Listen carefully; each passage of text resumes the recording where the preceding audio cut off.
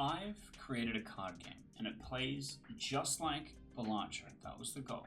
But before I show it off, let's talk a little bit about the design journey that it took to get there. Game design often starts with trying to explore the space between two different circles of a Venn diagram. And to explain this new game, we're going to have to first explain those two circles. The first circle is Magic the Gathering, the game that inspires every game these days. But not regular Magic the Gathering Party Box.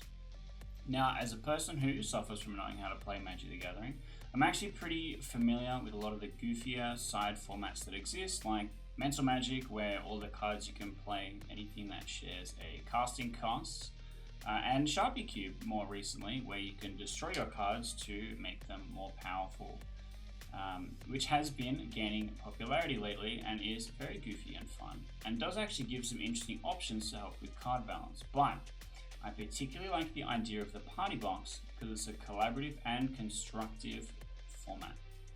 I first discovered this format last year through the MTG card market because they were playing Pleasant Kenobi's Party Box, and how the format works is basically just a crazy pile of cards that aren't just exclusively Magic the Gathering.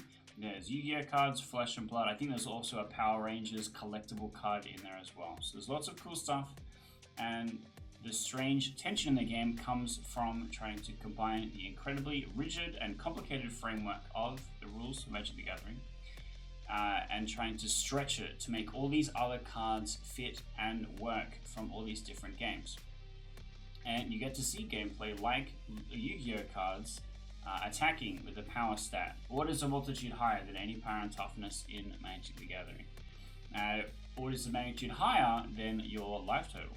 And the fun is derived from trying to figure out how this works and negotiating through how the rules should apply, just as Richard Garfield originally intended. Now, the second circle is Balatro.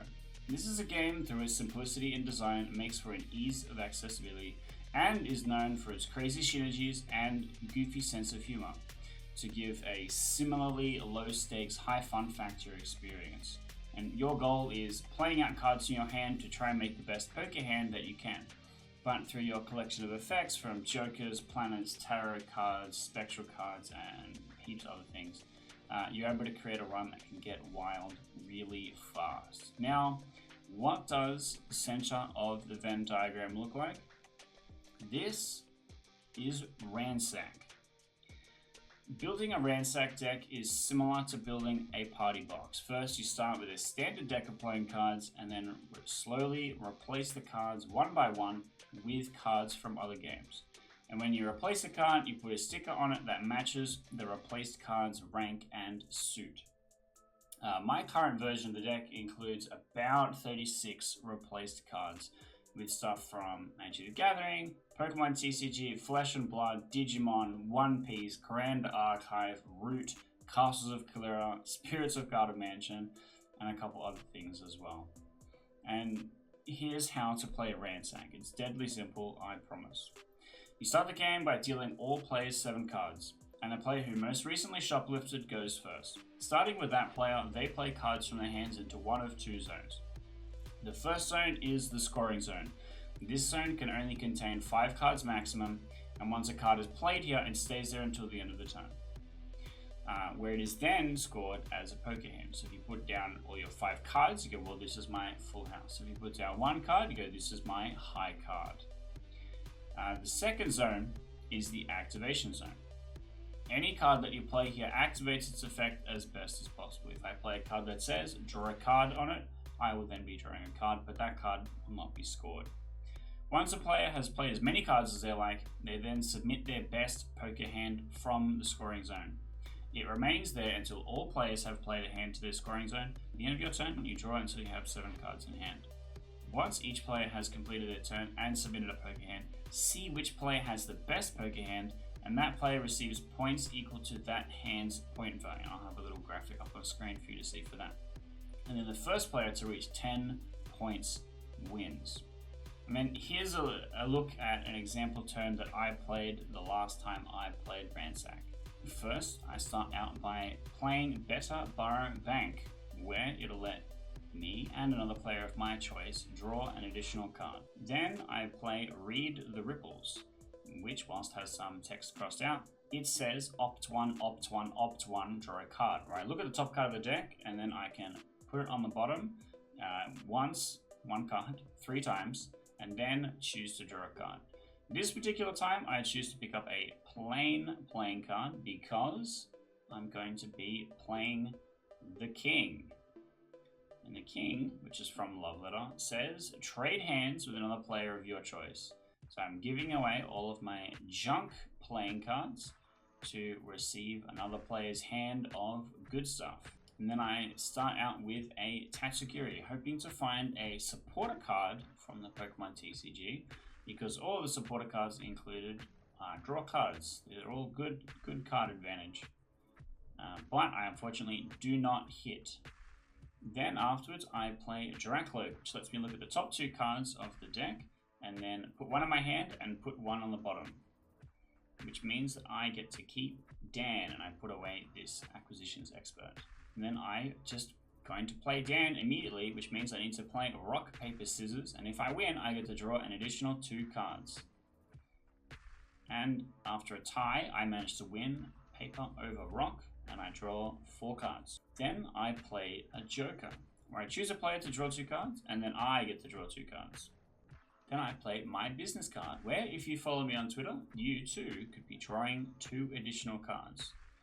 Now that I have a really big hand size, I'm looking to try and find what's the best poker hand that I can play. And then I play Sink Below, which lets me put a card on the bottom of the deck to then draw a card. And now I realize I have a full house, a pair of queens, and a set of 3 jacks, which was enough to win me that round and score 4 points. Now, if you're interested in building your own Ransack deck, it's really simple. You start with a standard playing card deck, which I found one at my local grocery store, and then slowly replace those cards with cards from other games. I went to my friendly local game store, and they have big long boxes of singles, and I flick through and look through different stuff, and I found a lot of different things that have draw a card written on them, and that was a great place to start. I've included a link to the exact sticker files that I use if you want to print those out, but you can also just use a Sharpie on each of the cards, be like, this is a 10, draw a little, spade on there. And I've also included a link to a Google Doc which has the full list of rules, because sometimes it's just a bit easier to go through and read them rather than specifically look at me talking about them. And if stuff does change, or if it becomes more complicated, or if I add more clarifications to things, it will be updated in there and you can check that all out. It can also be a handy reference for while you're playing it rather than having to scroll through this video. But that's Ransack, and I think it's very fun. I had a lot of fun playing it, and maybe you will enjoy it also. Because what I do for a living is I try and design games. I try and make silly, goofy experiences like this one. Not just, because obviously this is not a thing I can sell. This is not a product that I can, mass produce and get it on shelves. This is a design experiment where I wanted to just make something that would be goofy and fun and try and replicate the enjoyment that something like the Party Box can bring. Really low stakes, high fun, silly kind of a game. And I think that Ransack has delivered on that. But if you're curious about maybe finding out some of the more seriously designed games that I've made, check out some more stuff on the channel. I will actually have a playlist up on the screen, which is going to have all of the kind of game design discussion stuff that I do. You can look at how I do commentary about other different games, some of the choices that they made when it came together, because the reason why I do some of this stuff is professional development, and seeing how other things are designed and trying to use that as inspiration to create things is professional development. I will also just have a random video up on the screen for something else cool for you to potentially check out. Maybe it's a Let's Play video, maybe it's Bottom of the Clock Tower, maybe it's some of the board games that I've created. You should go and check that out. But also, you should click the subscribe button, especially if you intend to play Ransack. And also, send me pictures of the cards that you make. What kind of stuff are you going to be included in your game? Is there a card that you really think that you would, have a lot of fun playing? I know my to-do list is trying to be, I want to find a pot of greed, I want to find the 5 pieces of Exodia to add to my Ransack, because I think that would be a really funny way to win a game. And if you have any suggestions of stuff that you think is really cool that would fit and I should add to mine, you should put that in the comments below, because I'm looking at growing mine beyond the 52 cards that I have. I want to make like a nice little 100 stack, and the more chaos the better. So let me know if you have any cool ideas on what should be added to my set.